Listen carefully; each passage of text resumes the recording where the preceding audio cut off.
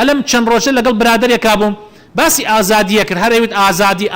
ئازادی زۆر جار ئەوەی دووبارە کردەوە یعنی ئینسان ئەبێ ئازاد بێ و بۆ ئیسلام ئازادی لە خەڵق ئیتر منیش باس ئەوەم کردوتم ئێستا تۆ ئێمە لەناو ئەم سیارەیە ڕازی ئەبیت سایق سیارەکە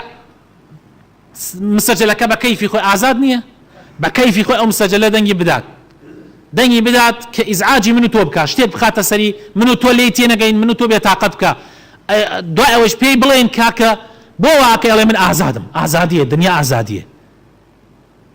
وتینە وەڵا ڕازی نیم طبعا ئەبێ ئازادیەکانی ئەو تەئسیر لە ئازادیەکەی من نەکە ئەی وایە برابەر ئیسلامیش وا ئەڵێ ئیسلامیش ئەڵێ کاتێک تۆ بۆت هەیە یعنی ئیسلام بەرنامەیەکی وای داڕشتووە کە تۆ ئازادیەکانی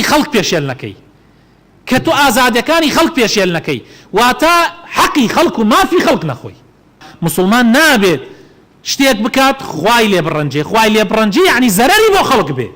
ئەوە معناکەی چونکە علەما وتوانە شەرع یعنی مەسلەحەت یعنی بەرژەوەندی عام پاراستنی بەرژەوەندی گشتی مسلمانان شەرع بۆ ئەوە هاتووە برابەر ڕێزەکانم أينما وجدت المصلحة فثم شرع الله